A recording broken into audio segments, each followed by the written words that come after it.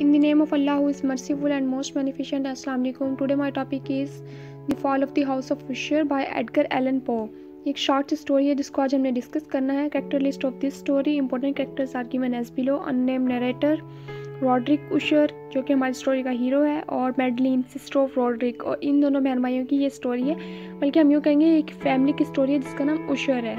Ushers भी कहते हैं, उशर्स भी कहते हैं. ये एक छोटी सी पिक्चर अटैच की गई है ताकि हमारे इमेजिनेशन पावर थोड़ी सी स्ट्रॉन्ग हो जाए कि वो घर कैसा दिखता था. इससे हम देख सकते हैं कि वो बहुत ज़्यादा डरावना था और गोथिक टेल है ये एक.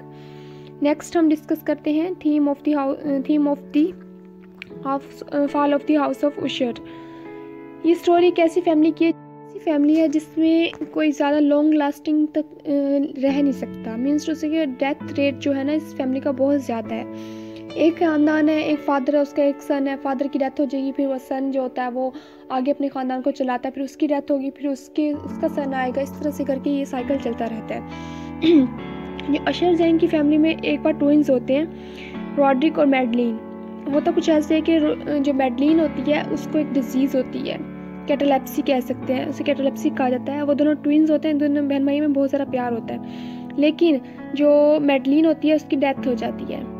और जो उशर होता है, रॉड्रिक है, उशर फैमिली का मेल पर्सन जो है, वो अपनी बहन की जो बॉडी होती है उसको अपने घर के अंदर ही बरेड कर देता है. और ये स्टोरी जो हम डिस्कस कर रहे हैं कि फेयर है, ट्विंस है, केयर है, कैटालेप्सी है उसकी बहन को, ये सब हमें अननेम नरेटर बता रहा है जिसको रॉड्रिक खुद अपने घर लेके आया था कि तुम मेरे साथ रहो, मैं बहुत ज़्यादा फ्रस्ट्रेटेड हूँ, डिप्रेशन में हूँ, तुम मेरे साथ रहो और मैं तुम्हें बताता हूँ कि मेरे साथ होता क्या है. होता यूँ है कि वो जब अपनी बहन को अपने घर में ही दफन कर लेता है क्योंकि अपनी बहन से बहुत ज़्यादा प्यार करता है, उसको किसी टॉम वगैरह में छोड़ना नहीं चाहता. वो नाइट टाइम होता यूँ है कि रॉड्रिक को मैडलिन, ऐसा लगता है रॉड्रिक को कि मैडलिन उससे मिलने आती है, लेकिन ऐसा होता कुछ भी नहीं है. तो जब नरेटर राज़ी हो जाता है कि हाँ मैं तुम्हारे घर रहूँगा और तुम्हारे साथ टाइम स्पेंड करूँगा, देखूँगा कि तुम्हें क्या फ़ील होता है, कैसे फ़ील होता है. नेक्स्ट ये जो हम पढ़े हैं फेयर, ट्विंस, केयर, कैटालेप्सी, ये हमारे टेक्स्ट के वर्ड्स हैं जिनको हम थोड़ा सा एलोबरेट कर रहे हैं. Narrator helps to cheer up Roderick. उसने रॉड्रिक के लिए बहुत सी बातें की हैं, उनके बचपन की यादें ताज़ा की, जैसे फ्रेंड्स होते हैं ऐसे बातें करता रहा कि इसको मैडलिन का ख्याल भी ना आए. लेकिन अभी तक उसने मैडलिन को, इसने रॉड्रिक को बता दिया था कि मैंने अपनी बहन को अपने घर में ही बरेड करके रखा हुआ है.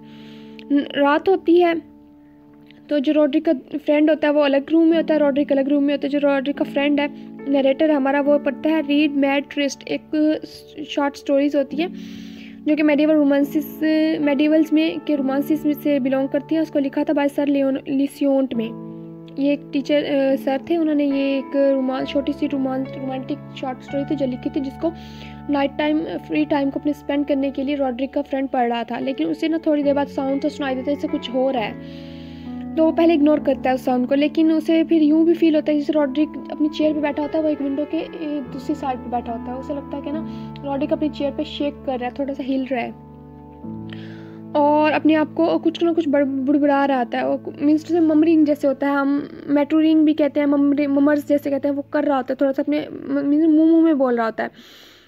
उसे जो रॉड्रिक को तो उसे लगता है कि she is standing behind the door. मेरी बहन दरवाजे के पीछे खड़ी है, मुझे दरवाज़ा खोल के उसके पास जाना है. इसी में उसे बस जो नरेटर है उसे यूँ लगता है कि उसकी बहन आई और उसको लेके चलेगी. He dies of fear. जो उसका दोस्त था रॉड्रिक था, वो फेयर की वजह से मर जाता है. नरेटर जो होता है वो जल्दी से इस घर से भाग जाता है. उसे वाकई ऐसा फील होता है कि हाँ रॉड्रिक ने अपनी बहन को अपने घर में दफन कर लिया था. मीन्स उसे की रियल स्टोरी फील होने लगती है, तो वो उस घर को छोड़ के भाग जाता है. The entire house cracks along the break in the frame and crumbles to the ground. वो जो घर पूरा का पूरा था वो नीचे आ जाता है, गिर जाता है. तो हम इसकी एनालिसिस में करेंगे, इसी the fall of the house of Usher की एनालिसिस करेंगे स्टोरी का. ये होता है कि ये एक features of the Gothic tale है जिसमें हमें डर को दिखाया गया, खौफ दिखाया गया है, और एक बहन भाई की स्टोरी बताई गई कि उन दोनों के दरमियान बहुत ज़्यादा लव था जिसकी वजह से अपनी बहन को कहीं दूर दफना नहीं सकता था, अपने घर में ही उसने बरेड कर लिया. लेकिन जब उसका फ्रेंड उसके साथ आया, उसको बताया, तो जब उसके फ्रेंड ने थोड़ा सा फोकस किया तो उसे लगा वाकई मेरे फ्रेंड के साथ कोई ना कोई मेंटली डिजीज़ है, कोई प्रॉब्लम है, इसने वाकई अपनी बहन को अपने घर में बरेड किया हुआ है. This story begins without complete explanation of the narrator's motives for arriving at the house of Ushers. Means हमें इस स्टोरी में कोई बात क्लियर नहीं बताई गई. बस यही है कि दो बहन भाई थे, बहुत प्यार करता था, एक बहन मर गई तो रॉड्रिक को ख़तरा था कि मेरी बहन की बॉडी को निकाल के जो साइंटिस्ट होते हैं वो इस पर अपने एक्सपेरिमेंट्स करेंगे, इसलिए अपनी बहन को अपने घर में ही उसने बर्ड कर लिया।